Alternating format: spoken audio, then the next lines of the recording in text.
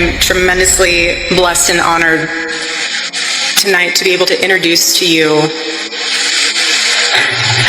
a very, very dear friend.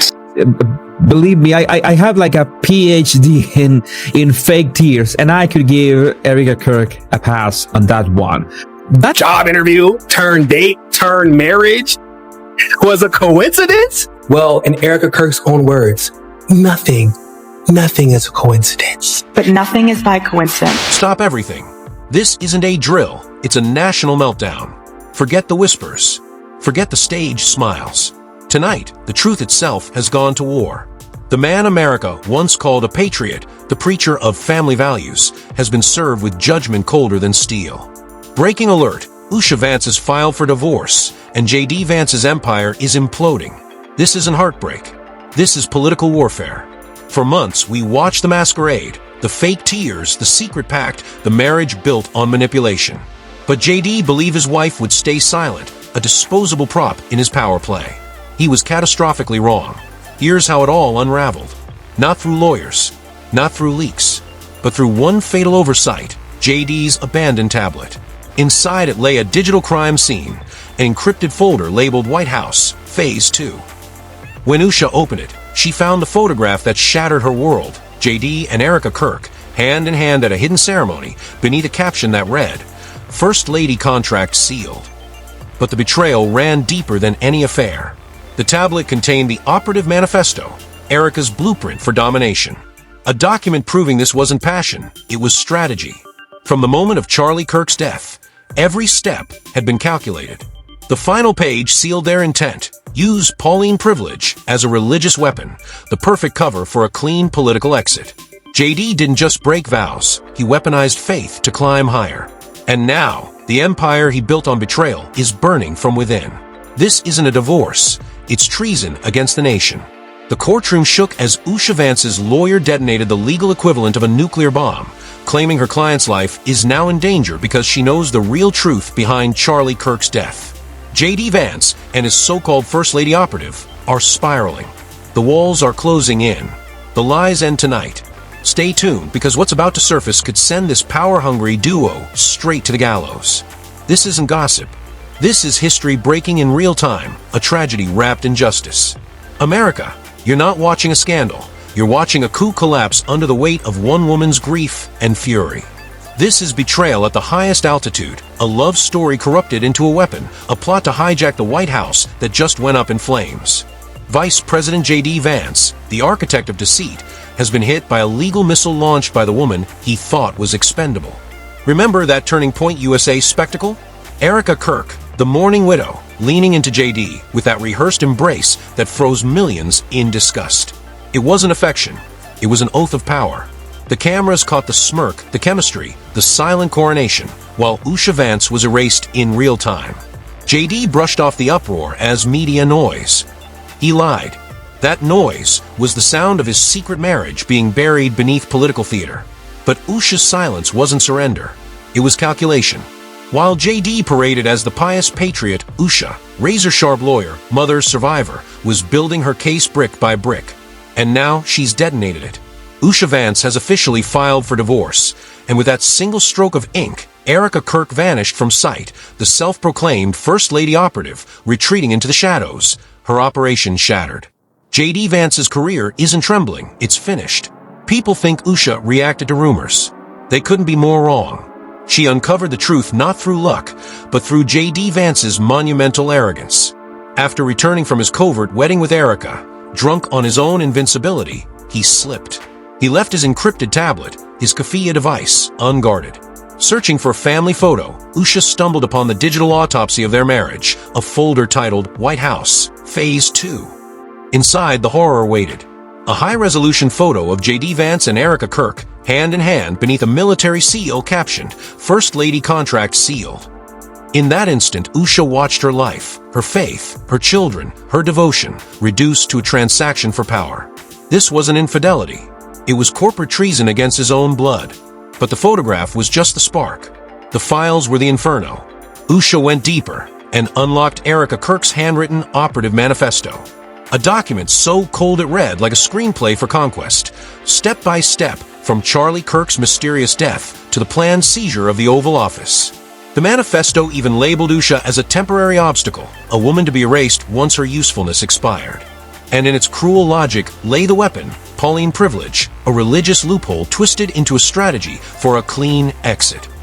J.D. Vance hadn't merely betrayed his wife, he had weaponized her faith to court an entire voting bloc. The emotional wreckage defies words. In one moment, she was embracing her husband, begging for truth. In the next, she discovered he was texting Erika under the table, sending her images titled, "Our Future White House Dinner Menu." Every memory, every vow, every heartbeat was turned into propaganda for ambition. Usha Vance didn't just lose her husband. She uncovered the most intimate act of treachery in American political history.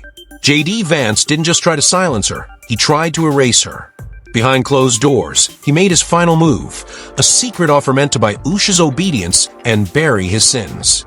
He failed spectacularly. Usha, the sharpest legal mind in the room, saw the trap before it was sprung. Just minutes before the divorce filing went public, J.D. made one last desperate call. Gone was the confident politician. In his place, a terrified man. His voice trembled with rage and fear as he warned her, threatening her safety, their children's lives, her silence. But Usha Vance had crossed the line of no return. She put the call on speaker, her voice like fire. "J.D., you turned our marriage into a staircase to the White House. I will not be your silence. I am filing, and you and Erika are going to jail." What J.D. didn't know, Usha recorded every second. The call, the threats, the half-whispered confession, all captured and now logged as primary evidence in the case that's shaking Washington to its core. When Usha's filing hit the court system, it didn't just make headlines, it triggered alarms across federal channels. Her lawyers stood before the bench, voice steady, words slicing through the courtroom air. "This divorce is not about infidelity. It is about survival. My client's life is in imminent danger." She possesses proof of the real motive behind Charlie Kirk's assassination. The so-called the hearing was never meant to go public. J.D.'s high-priced fixers had petitioned to bury it under secrecy, but their motion was crushed. Usha Vance entered that chamber not as a victim, but as a store made flesh. She wasn't just fighting for herself. She was fighting for Charlie Kirk, the man whose death cleared the path for this political horror show. The first explosion came with the evidence battle. J.D.'s lawyers launched their assault, screaming that the Kafia tablet, the one containing White House, Phase 2, was stolen property. They demanded it be struck from the record, claiming the First Lady contract sealed photo was inadmissible. They were defending treason under the pretense of privacy. But then came Usha's counterstrike. Her lawyer rose with the confidence of someone holding dynamite. The device, she declared, was not personal property. It was an unsecured government-issued tablet used for confidential scheduling. It belongs to the people, not to J.D. Vance. Gasps rippled through the courtroom. And then the killing blow. The lawyer revealed that Erika Kirk's prenuptial contract required financial compensation if J.D. failed to claim the White House by 2028. This wasn't romance. It was a merger for profit. A love story traded like stock. But the deadliest evidence was still waiting. The operative manifesto, Erika's handwritten master plan, was submitted next. J.D.'s team sneered, calling it a fiction draft. They laughed, until Usha's counsel dropped the final link, a unique 3-digit cleanup code scrawled in Erika's handwriting within the manifesto, the same code discovered by police on a receipt found near the scene of Charlie Kirk's final event. The courtroom erupted. The laughter stopped. The conspiracy was no longer theory, it was proof. The judge's gavel pounded against chaos as the truth came crashing down. The code matched. The cover-up cracked. Erika's plan wasn't fantasy, it was coordination. And the world watched the fall of an empire live as the courtroom turned into a crime scene of its own. The third and final strike hit like a bomb. The lights dimmed. The courtroom fell into a silence so sharp you could hear every breath. Then it played, J.D. Vance's own voice, trembling, furious, and afraid. The recording filled the room like a ghost returning for vengeance. The security detail is watching. The children are at risk. J.D.'s voice hissed through the speakers. It wasn't just a threat. It was an admission, a confession that he had weaponized his office to terrorize his own family. J.D. sat motionless, his face drained of color. Across from him, Usha Vance didn't flinch. When the audio ended, she rose, calm, defiant, radiant with unbreakable resolve.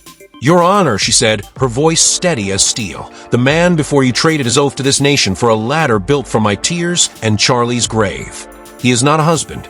He is a national threat." No tears, no tremor, only courage. The impact was nuclear. The judge pounded the gavel, issuing an unprecedented order. J.D. Vance was hit with a temporary restraining order, forbidden from contacting Usha Vance or Erika Kirk. The court had just recognized the affair, the threat, and the treason in one single stroke. In that moment, America's vice president became America's most dangerous man. Meanwhile, Erika Kirk, the so-called First Lady operative, had vanished. Her family's defense contracting empire went dark overnight. Executives locked their doors, refusing to answer questions about the cleanup code or the national security clause buried in Erika's secret prenup. The courtroom was no longer just a legal arena. It had become a theater of treason. Usha Vance hadn't just filed for divorce, she had detonated the truth. And the fallout had only begun. JD's power crumbled. Erika was on the run. The evidence was sealed in federal vaults. The divorce court had turned into a crime scene. But the story wasn't over. What came next would shatter the last illusion of innocence. Part 2 had revealed the treason, the tablet, the threats, the code that tied Erika Kirk's manifesto to Charlie Kirk's violent end. But in Part 3, the mask comes off completely. Because Erika Kirk wasn't chasing the White House, she was chasing America's deepest secrets. J.D. Vance, humiliated and barred from both women by the TRO, was spiraling. His lawyers scrambled for a miracle, invoking presidential immunity. They argued that the vice president couldn't be targeted in a politically motivated case. The judge's reply was a dagger. National security supersedes ambition. Immunity denied. Then came the final death blow, the Kafia tablet revelation. Usha's legal team produced digital forensics proving the folder, White House, Phase 2, had not originated in the United States. It was first created on a military server in Eastern Europe during a covert op. That meant the device wasn't just an unsecured tablet, it was an active communication link for a global network. The shock was instant. Erika's mother, Lori Kirk, already a major defense contractor, was exposed as the linchpin. Her company had supplied tech for the same covert mission linked to the tablet. The grieving widow and her family weren't patriots. They were running a shadow intelligence ring masked as conservative politics. This was no love story. This was espionage wrapped in faith. Next, the photo, First Lady contract sealed. Buried in Erika's prenup was a clause demanding unrestricted access to White House security briefings if J.D. Vance won office. An expert witness, a former national security advisor, took the stand. This clause is not marital. It's operational. It mirrors agreements seen only in hostile intelligence programs. Gasps, murmurs, panic. The courtroom realized Erika Kirk wasn't a political influencer. She was an infiltrator. Then came the heartbreak. Usha's team unveiled the timeline. The very week Charlie Kirk was killed, Erika Kirk made multiple encrypted video calls to an untraceable number in Romania. The cleanup code, that eerie 3-digit mark, was decoded live before the court. It wasn't a cleanup instruction. It was a signal. A message to her handlers confirming the operation was complete. Charlie Kirk's death wasn't an accident. It was an execution designed to clear the path for Erika and JD's ascension. And Usha Vance, once her friend, became the only witness left alive who could destroy them. The courtroom didn't just hear the truth. It felt it in the collective gasp, the tears, the fury. The fall of J.D. Vance wasn't political anymore. It was biblical. The final detonation hit the court like an earthquake. From the Kafia tablet came a revelation so chilling it froze every heartbeat in the room, a file labeled Threat Elimination List. Inside, a catalog of names, journalists, donors, operatives, and at the very top, Usha Vance, marked Elimination Priority, High. Right beside Charlie Kirk. The courtroom gasped. The judge's hand trembled. Usha's attorney rose, voice shaking with fury. My client wasn't filing for divorce. She was fleeing an execution order. The reaction was instant, explosive, and irreversible. The federal prosecutor sitting in the back stood up mid-hearing and spoke into a mic.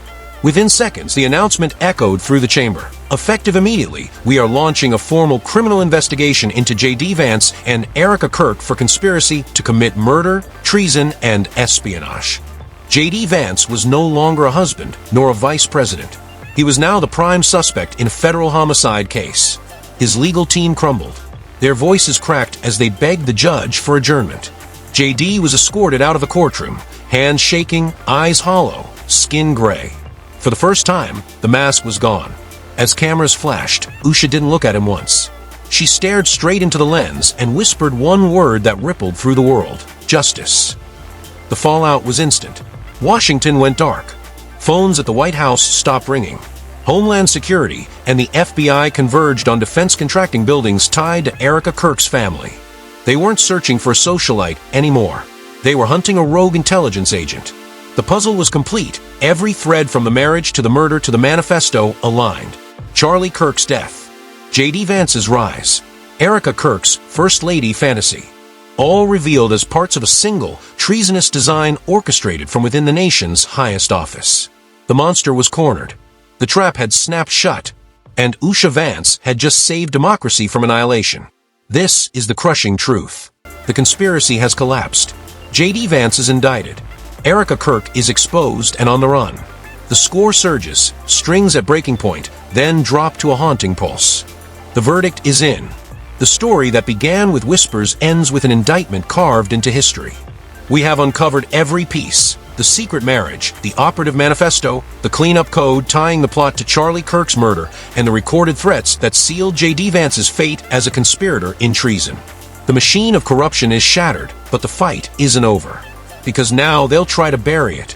They'll seal the evidence, the tablet, the manifesto, the call, behind national security walls. They think the story will fade. They think you'll look away. Do not.